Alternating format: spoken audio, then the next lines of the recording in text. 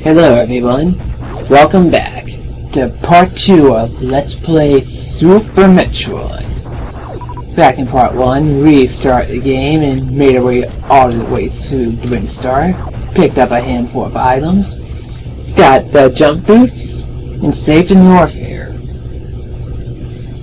Now it's to continue onwards into the final place of Brinstar for now. Yep, those 3 blocks can only be destroyed by a super missile. We need a high jump boost to get over that gap. But there's no other way.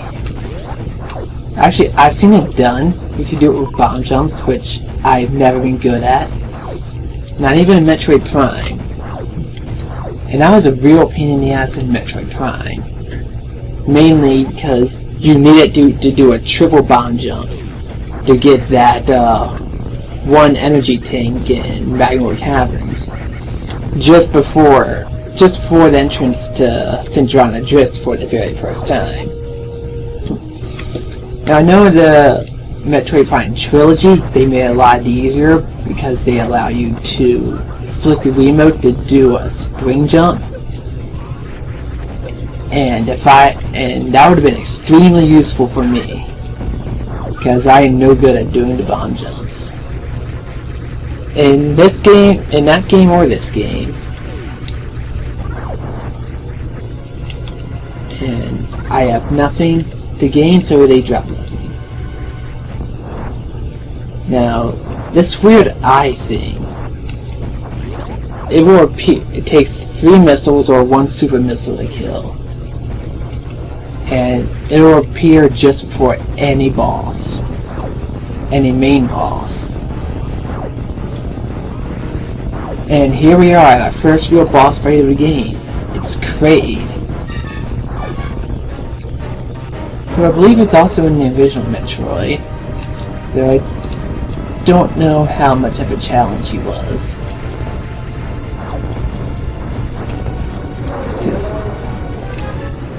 It was certainly a big challenge for me in here the first time I fought him. Yep, it's got a pretty simple strategy though. Shoot him in the head and then shoot inside his mouth once his eye opens. And how did I kill him? I didn't shoot inside his mouth with that last hit. Oh well. But yeah, if you hit him with super missiles and your aim is good enough, he'll go down very quickly.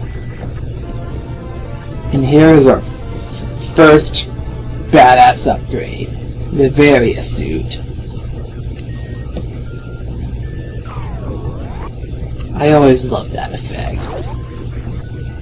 With this, we now take half damage from all attacks. In addition to that, we can also extend extreme heat temperatures. Now you may have noticed that I didn't try exploring any of that section of Norfair we visited.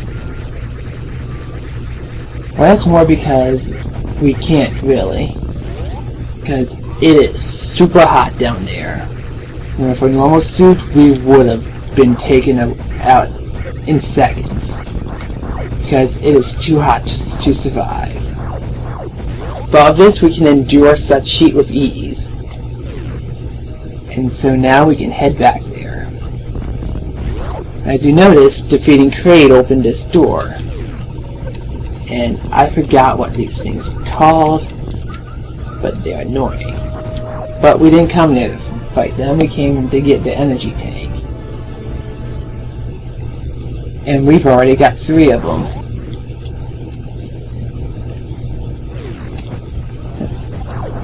Interesting about Kraid, he and Ridley are on the box art for this game.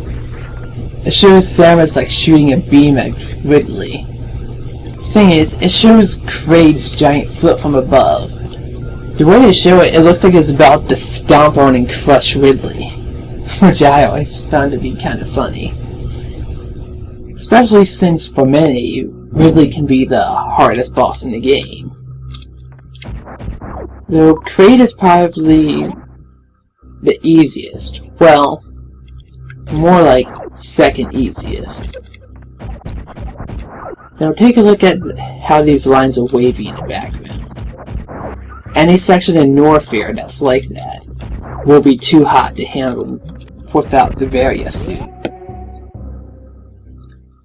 There are plenty of sections in Norfair that aren't like this, where you can endure normally with just your everyday power suit. Yeah, I didn't show that off before. If you do a spinning jump while your charge beam is, well, fully charged, it'll act as a defensive shield as well as do some damage. Fortunately, this lava is no good. We still get hurt by it.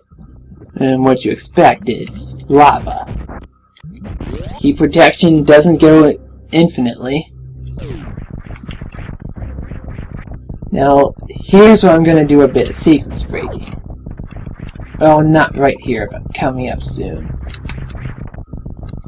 Because it'll save a huge amount of backtracking. Instead of having to come here 3 or 4 times, we only have to visit Norfair once. Not including our initial visit from Brinstar. Now, let's see. I think I've done this once before. Trying to do a kind of wall jump to get up there.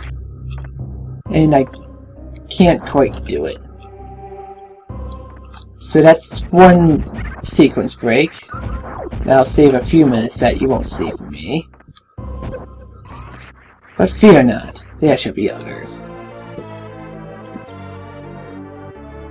Oh, now these red flying things. I don't think they can be destroyed. I know the yellow ones can be defeated by super missiles, but I think those are invincible. So your only option is to dodge them. You know what? Actually, no, I am heading up there, because I want that super missile. But yeah, these things pose no threat, when they can only hit you once or twice. Especially now that we have the Varia Suit. Now, the farming spots here in Norfair is much better, because they appear in large groups like this. That makes it so much easier, especially if the spades are being, because they will not do any damage. Or they can do damage, but they won't do much to your time because you can get several rewards in an instant.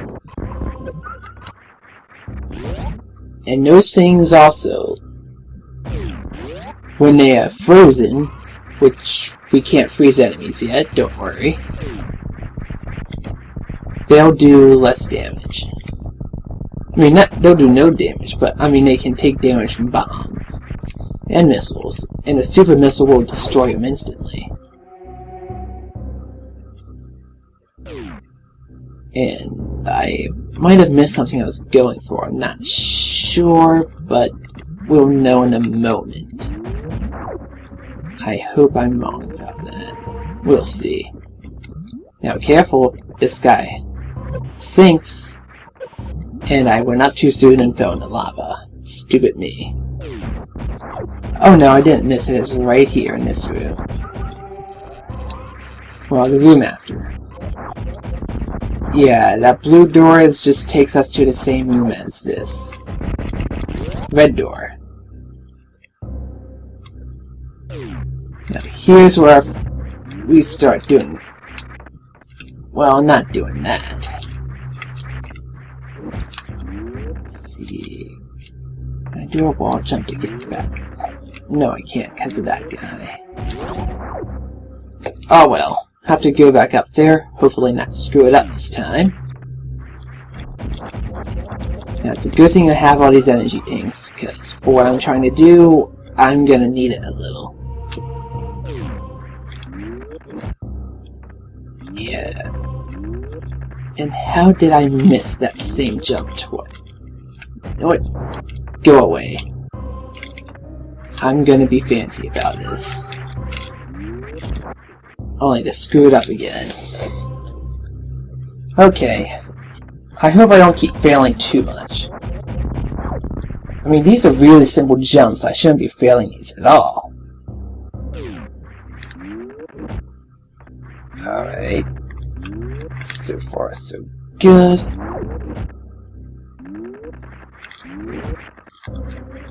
Here we go. Okay, I'm safe, and it's safe now. I just gotta remember to jump at the end of this.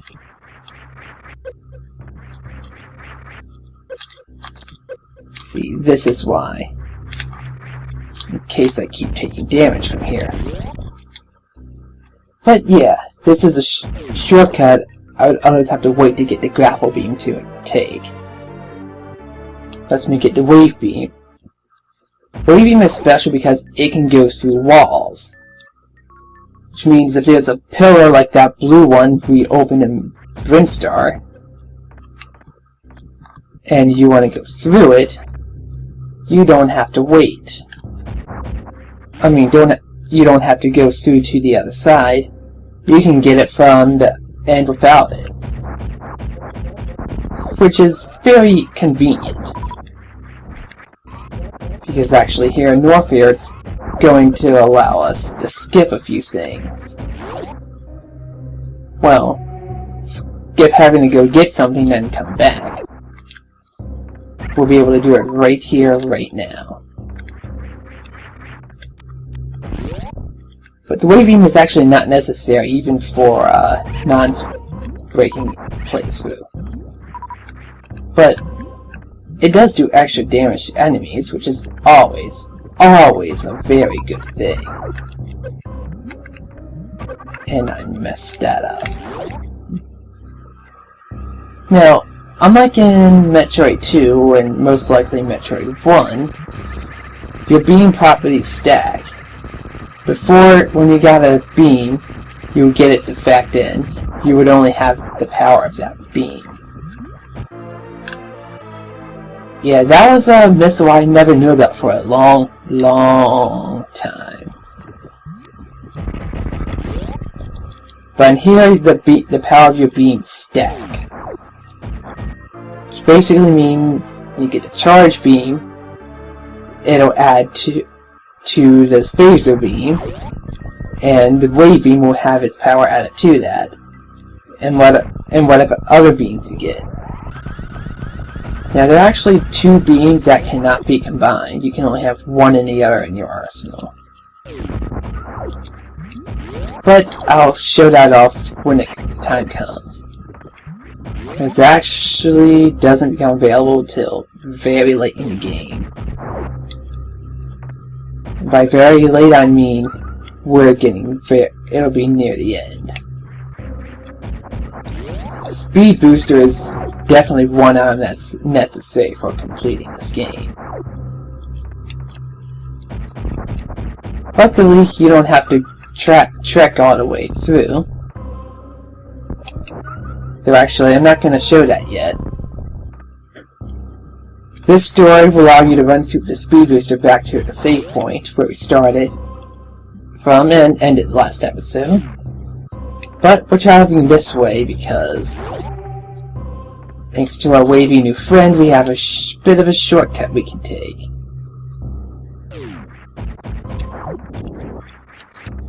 Just have to get through these first. Again. If I can hit it right. There. This time we're headed down. All the way down. Well, not that far down. That takes us to a place we won't be seeing for a long time. See, that's what we need the wave beam for. And crap, I forgot about this. I hope I didn't screw this up. Because I think I may have. Nope, I just made it with a sliver of health. And lucky me, an energy recharge station is right in front of it, undoing all that kind of failure. Oh yeah, they're just like the lava dudes. You can't destroy them, only with super missiles. Which I'm preserving for what awaits down below. Come on, health, yes, we're at full power once more. And below comes the next mini-boss, Crocomire. Now this one can be kind of frustrating if you do not know how to fight him. Which I do. When you just like Kraid, you have to shoot inside his mouth when he opens it. Only this time, you cannot trigger it, he just does it on his own. And sometimes spits rocks out. Now the stronger the attack you hit him with, the farther back he'll move. Because when he's near the edge of this, he'll move less when you shoot him. And try to bounce back sooner. But just keep shooting there. If you have, when you're playing missiles like I have, you can afford to miss a few and keep going. It becomes harder when you have to rely on charge shots, because they're much harder to hit. And when he's near the edge, he moves forward more. I don't have to shoot him, I'm just doing this because I feel it. So it's a pretty gruesome death. You should zoom into his acid and it burns his skin off. Now see this bubbles? That's not good. And the music still sounds creepy and mysterious. Of course touching spikes hurts you. But why is it rumbling? What's going on? Uh-oh. Yes, no problem. It just pops out. It can't hurt you at all. It's kind of funny. He just pops out as a skeleton to hurt you, and he can't do a thing. That can be kind of scary the first time you're playing because you're not sure what's going to happen. He may very well be coming back to get you, and you might not know what to do about it.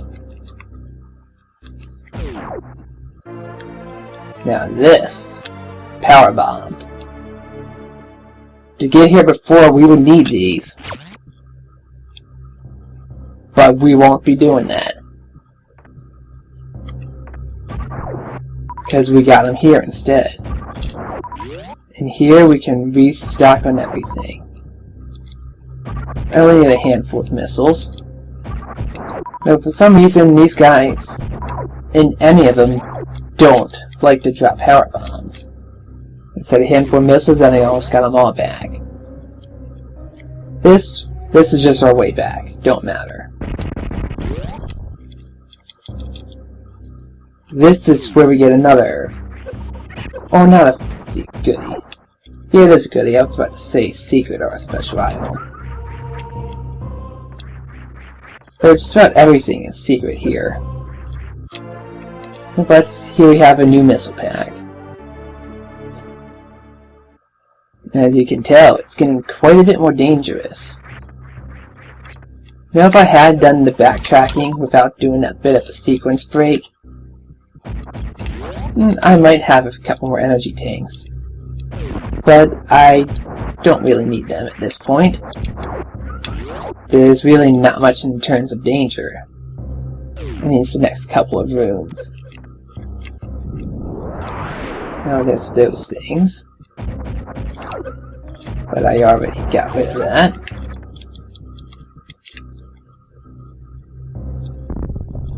What kind of block is this?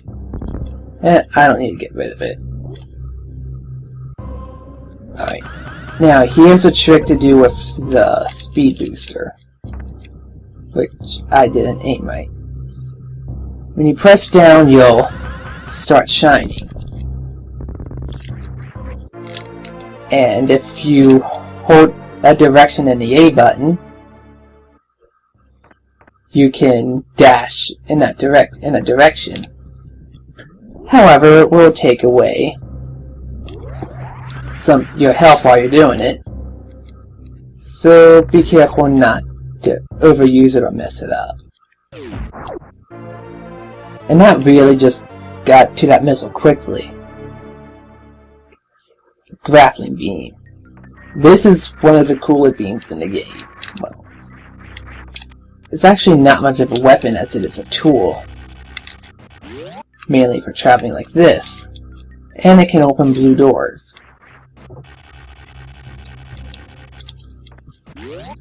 Though there are certain enemies you can grapple on. Like that flying thing you saw earlier is one such example. Yeah, but if I had a sequence break, I'd have an item for this part. That would make those things sorta less dangerous. But we're actually going to need that to get back through Grinstar. Because we fell a long way. But we don't have a way back up. I mean, not even this is going to get us there. But I think we got something that can do the trick. Well, we will have something. Once we get rid of all of these. Come on, I need a superman. Nah, I have enough. It's a save point, we're not going there yet. This is at 22 minutes already. Wow. But I sort of have a plan how far I'm doing these parts. Yeah, it's kind of too soon for that. Alright, let's go. Alright, now let's run it. I'm trying to do this all fancy like. Close enough.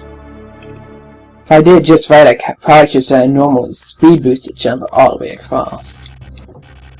But the only way to get across here safely is grapple beam. Yep, I know I'm not the best with it, but I do okay.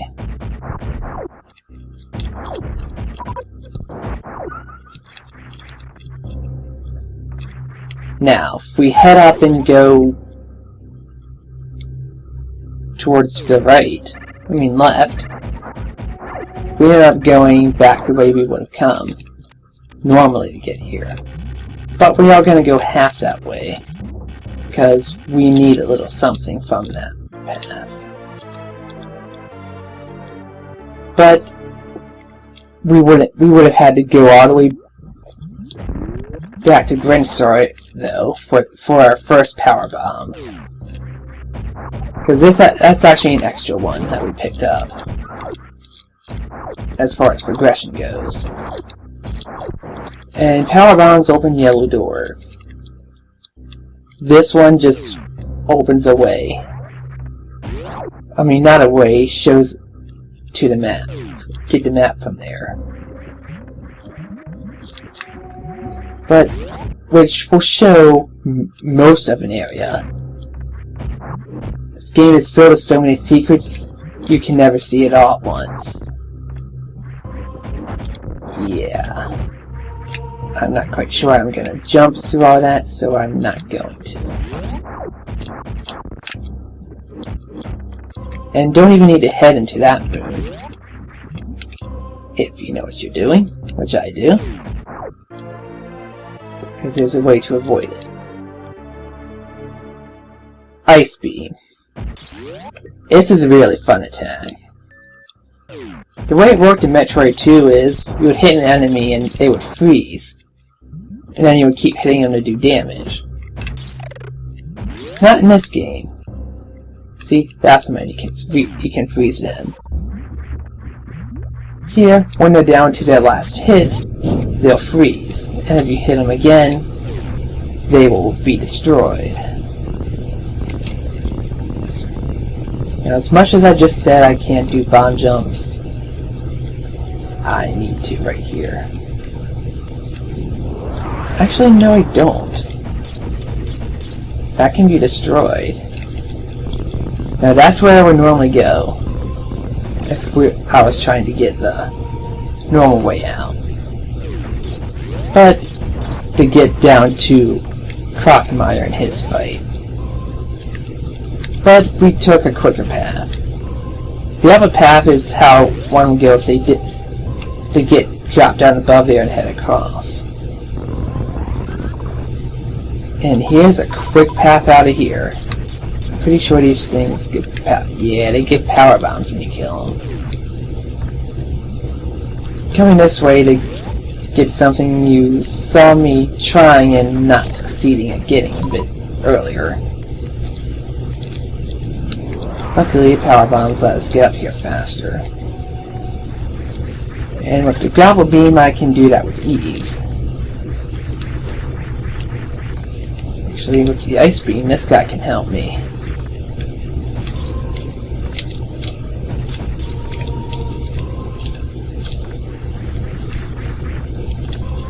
I think if I can see him. Oh, well, I'll reset their locations like this. Just heading in and out. And where'd it go? Oh, that one appeared right. That's one other way I could have done it. Got the grapple beam. Yep, there's a missile in here, but here's a secret that will not be shown on the map if you had it. Just gotta head on out here. There. There's one. And it'll take us inside to another hidden room. And this actually has more than one treat for us.